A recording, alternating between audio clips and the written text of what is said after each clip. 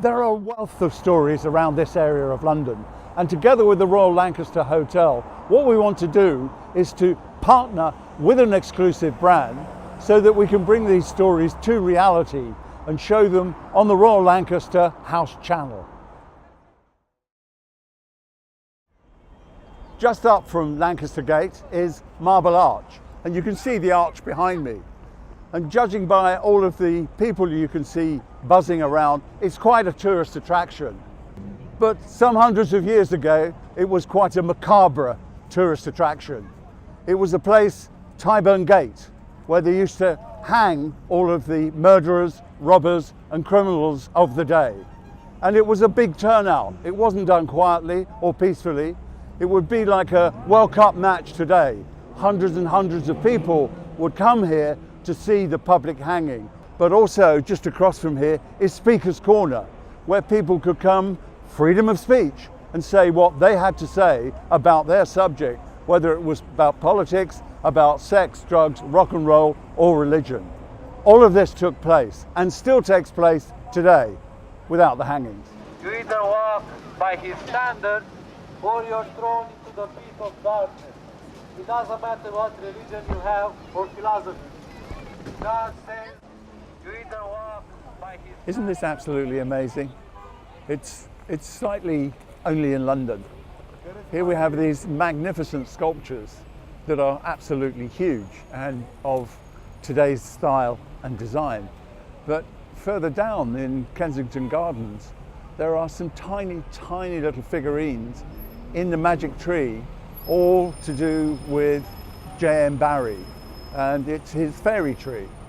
And if you go into that part of Kensington Park, you'll have a full understanding of what Peter Pan is all about. And on every Sunday, which has been running since the end of the Second World War, is a tradition where artists can come and hang and sell their work on the railings along the street.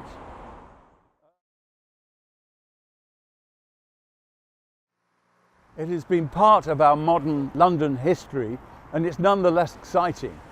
It's actually now organised by a company called Cass Arts, and Cass Arts are a design company who have a history themselves. We wrote up an art manifesto, as it were, and out of that came that particular line, let's fill this town, i.e. London, with artists. In and around the West End are a whole raft of theatres of different types and different sizes. Some of them dedicating themselves to drama, some to music, and some to musicals. And they swap shows with places like Broadway. Each of the theatres have their own history, and that's part of the story that we want to tell.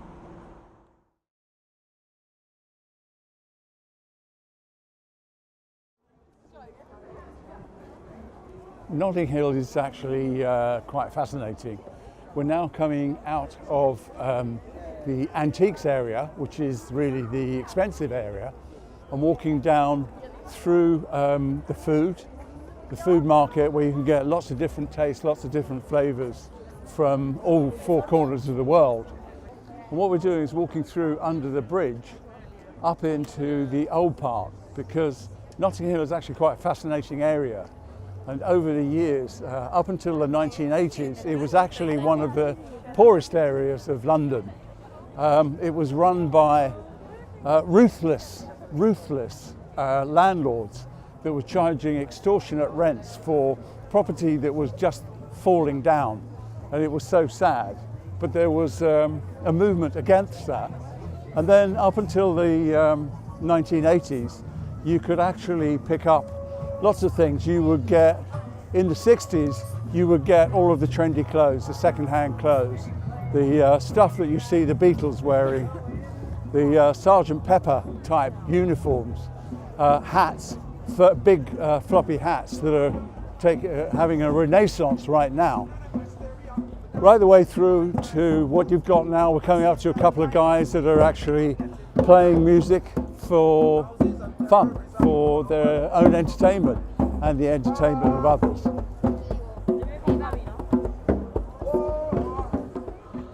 Really, I always said to friends when they were setting up in their own homes way back then, is come here. You know, don't go out and buy new. Come here, buy second-hand clothes, second-hand tables, second-hand pots and pans. Why are you spending out good money? You know, whereas you can come here, you can also come here and sell what you've got, as well as buy what you need.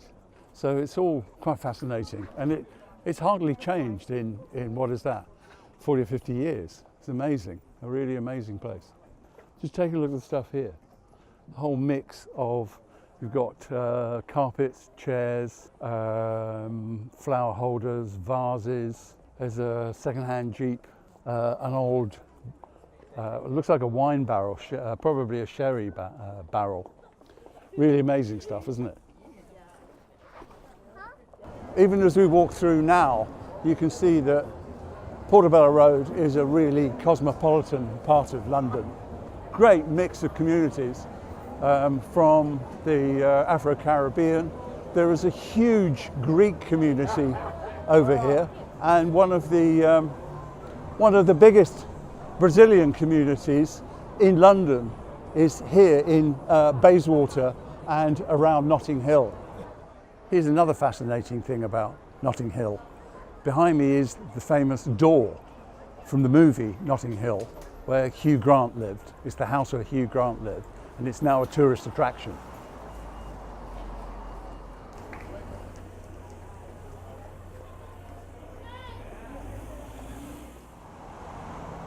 So I hope that gives you an understanding of the stories we want to tell. Over the years, we've had the privilege of telling many brand stories. And what I'd like you to do, finally, is to have a look at one of the programs we made about Notting Hill.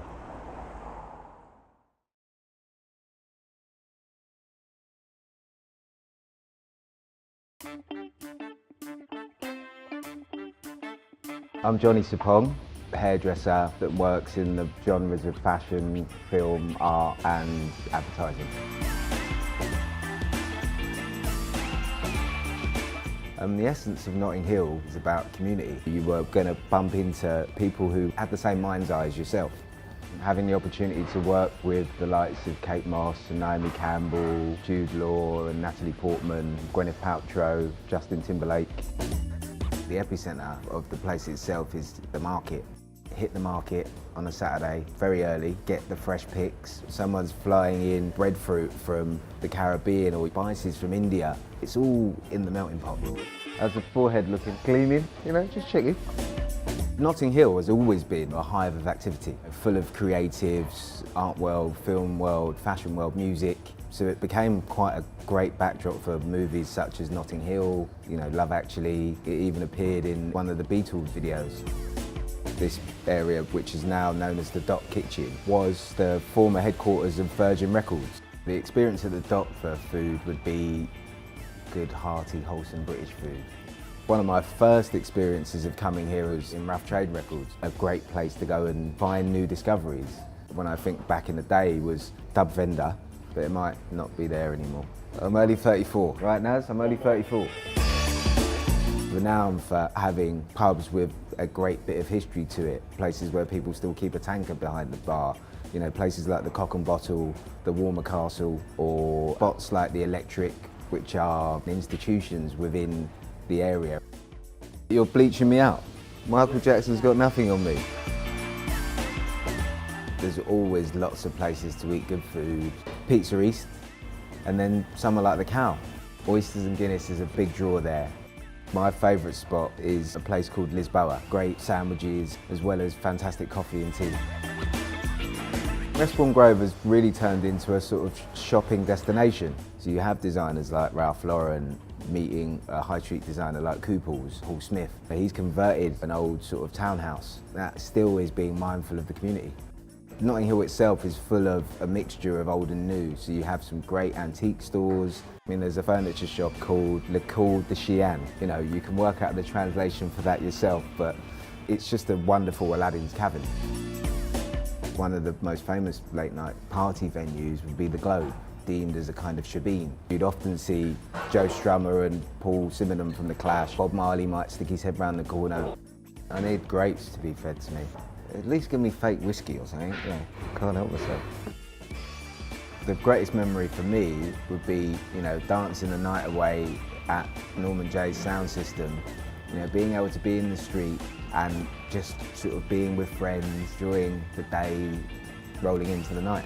It will always be a place that I look at and say that it's about people, a great mix, a great diversity, and a wonderful place to spend time.